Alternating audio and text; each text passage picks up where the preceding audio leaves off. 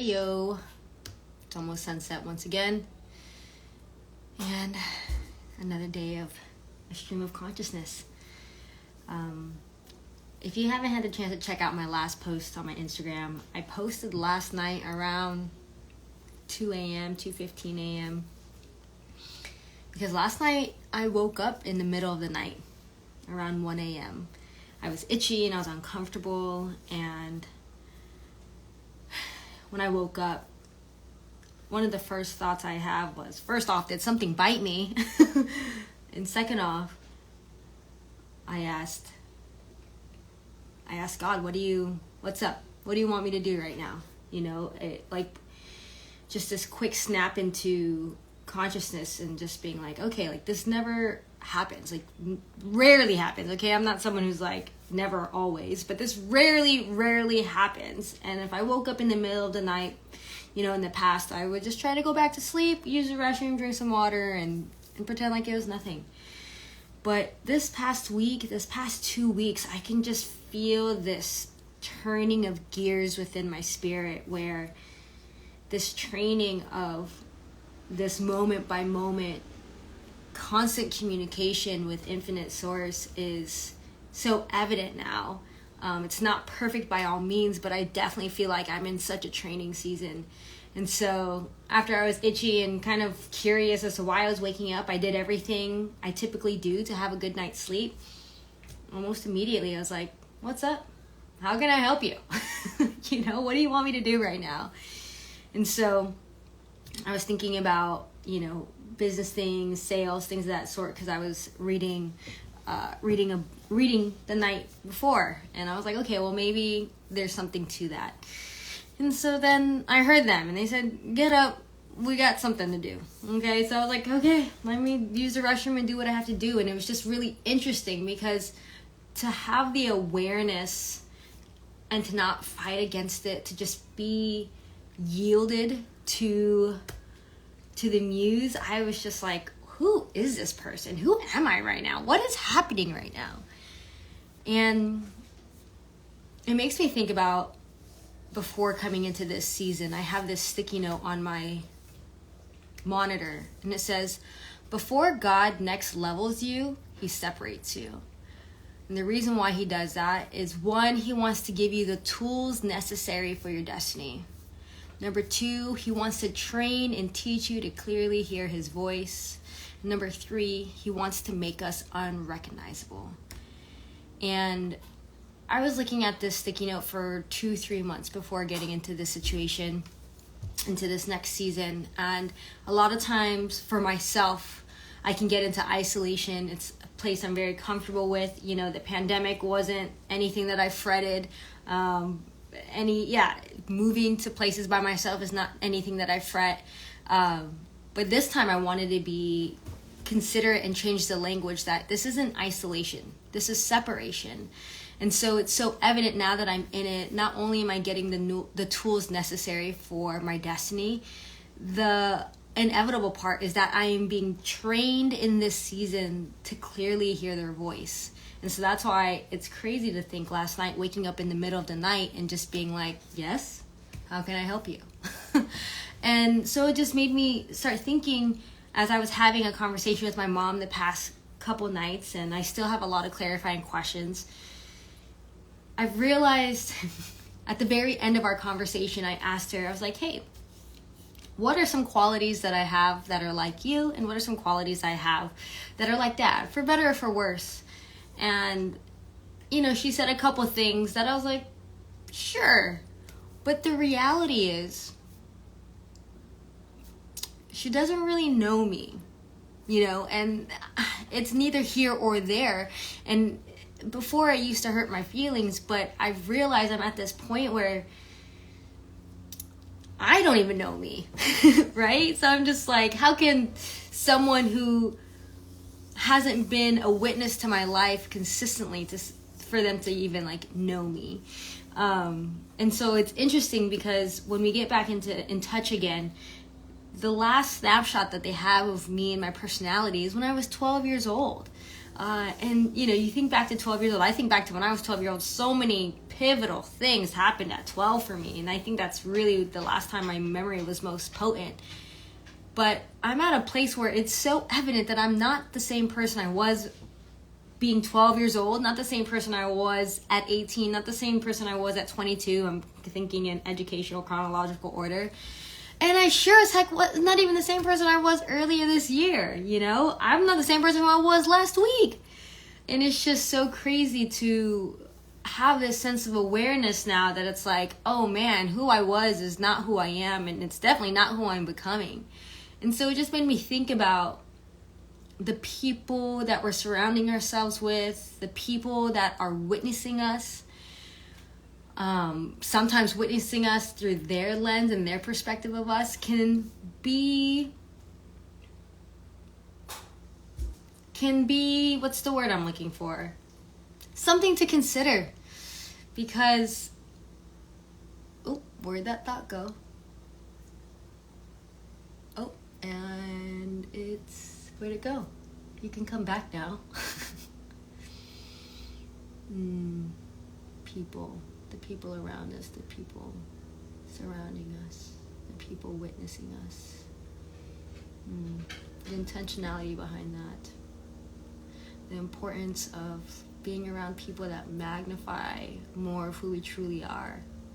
Ah, yes. We can just naturally care about what they think. And this is just a very human thing, and maybe coming from an Asian Pacific Islander background, it might be a little bit more potent. Maybe just being a person of color might be a little bit more potent, but I don't doubt that. I think this is a human thing, that we care about what other people think. But it's like I can feel this stretching of moving away from that person of caring what people think. And I say that in a sense because showing up every other day, every so often as I can here, and just sharing what's going on in my mind and my thoughts. Like, don't get me wrong, I sit here and I think, you know, I'm thinking business, sales, blah, blah, blah. I'm just like, oh, how can I best serve the people that watch this one day, a year from now, whatever the case, right? Like, how can I think about y'all and be of service to y'all and be of value to you? Like, that's, you know, the internet and business and like all these things. But I have literally been doing this for over a decade. Like, I have literally been coming on the internet, creating video content, processing my human experience and witnessing myself. And so today we actually had Toastmasters and the theme was life lessons, and I got the question that I can't even remember what it is, but it was something about like, what is a life lesson you haven't learned yet, or something like that. And I can't remember, because that's one thing that I'm practicing in Toastmasters, is to answer the question. Just to answer the dang question. But by the time I get to the 25 percentile, I am in a stream of conscious, and I'm like, wait, what was the question again? And so I just remember answering the importance of being witnessed. And when you're witnessed, I mean, I'm not sure if you've ever been on jury duty, and then you have witnesses, you know, come to the stand. We have our biases, so that's first and foremost, but you go up there and you just say what you saw, not knowing the people and the other people involved, their personalities, their character, their reputation, nothing. You just go up there and you say what you saw. But having the awareness that there is a lens and that there is a perspective based off of what they share, of what they saw. And so that's the same thing with the people we surround ourselves with. And so literally right before I got on this live, I was watching Sadhguru. I think that's his name. He recently wrote a book called Karma, which I didn't read. But for some reason, his content showed up in the last video I was watching right before jumping on my live, because I was like, oh, sunset's happening and I'm about to jump back on after I'm done doing this. He was talking about how we have this narrative that humans are social creatures, which I don't deny. But he was also talking about how we also have the capacity to do life on our own, because our minds and our cells are constantly evolving we've already evolved to the highest state we can, like evolutionary wise, but now the way that we evolve is by making sure we don't burn the potatoes. So let me go make sure I turn that off.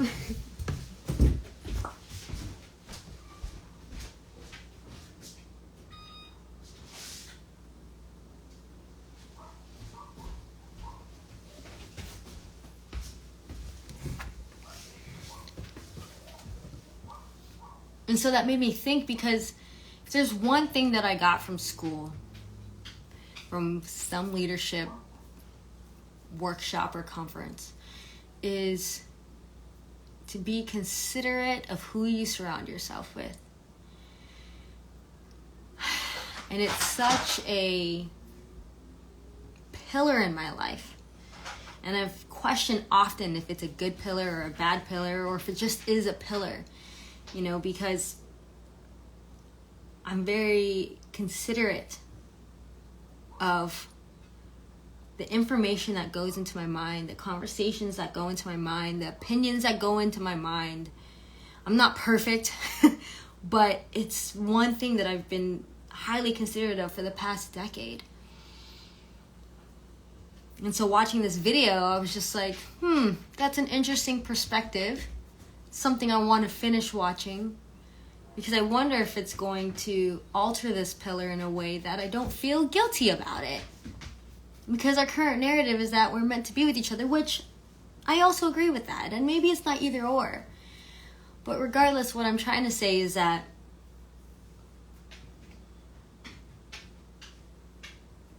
being in this separation season and realizing that this isn't isolation, that I'm acquiring the tools necessary for my destiny, that I'm being trained and taught to clearly hear the Muse's voice, and 3, that I will be unrecognizable. Mind, body, and spirit has been this revolving door daily. And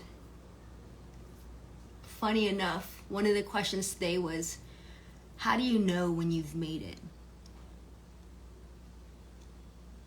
And of course, we easily go into the material world, and I feel like for myself during this time period, I'm just setting such a strong foundation that this is what I want my day-to-day life to look like.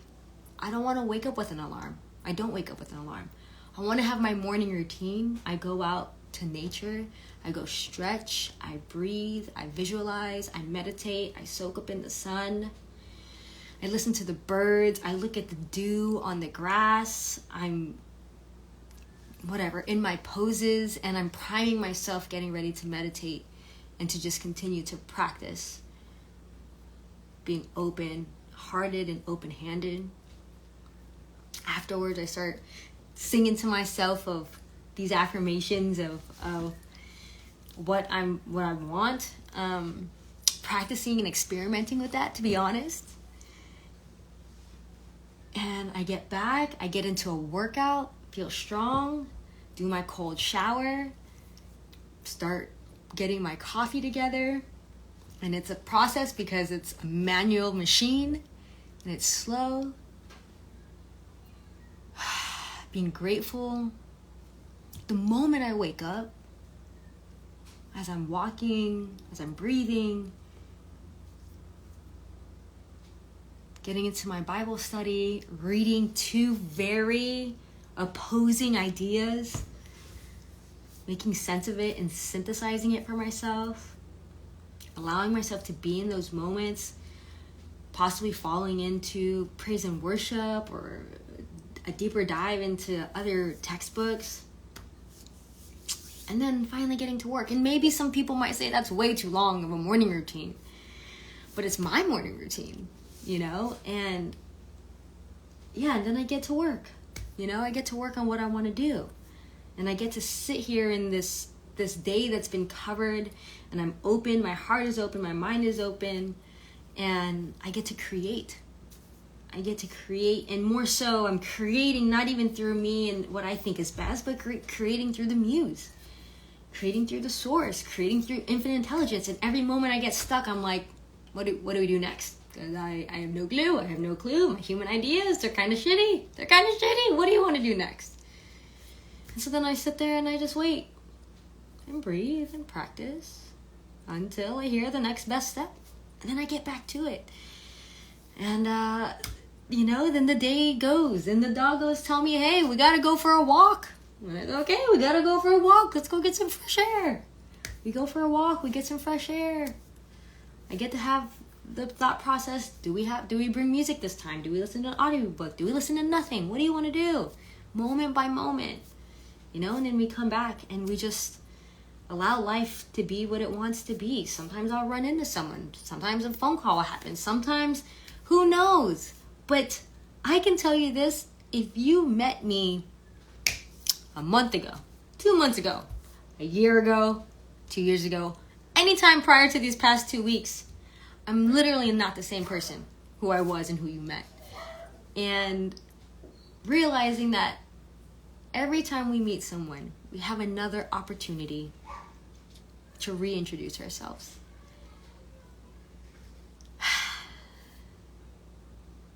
Lots of thoughts. And I want to wrap it up with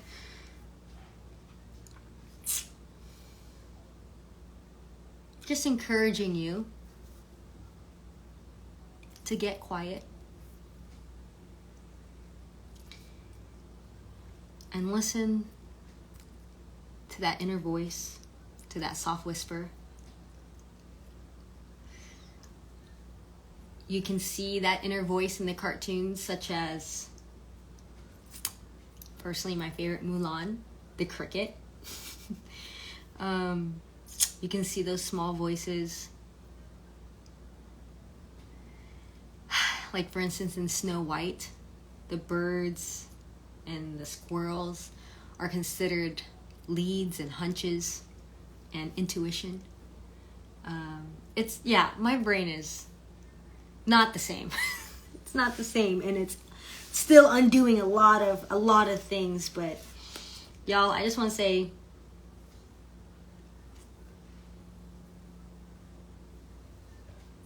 I feel like we are living through a time where people's souls are waking up, including my own. And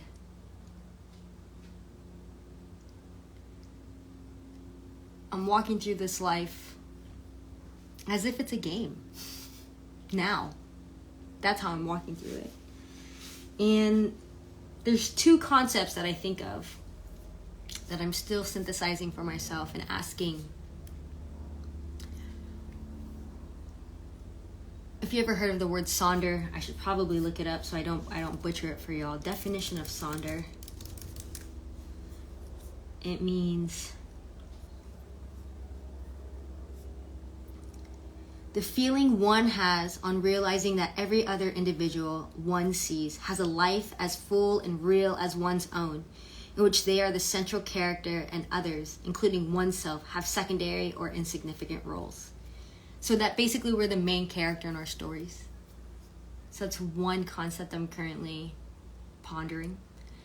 And then the second concept I'm pondering is that if we are the main character in our story, if life is a video game, if it's a one-player game to some extent, are there some people that are just CPUs? For those of you who know what video games are, which you do, definition of CPUs.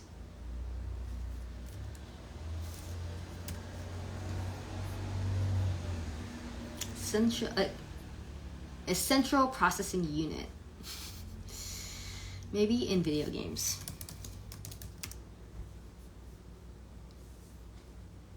Yeah, a central processing unit. But typically in CPUs and video games, you think that these folks are just wandering around. And so I see that as souls that have not been awakened yet. Those are concepts I'm playing with and thinking about as I move through the world. But if there's anything that I do know, which isn't a whole lot, is that life is short. So whatever it is and whatever you took from this live, I hope that there was something that just sparked that ember in you to reignite you, to relight you. and to hopefully awaken a little bit more. So thank you so much for watching. Sunset is officially done, and I encourage you, if you got to the end of this, my goodness, look up from your phone already and go be curious. All right, I'll see y'all tomorrow. Love you. Bye.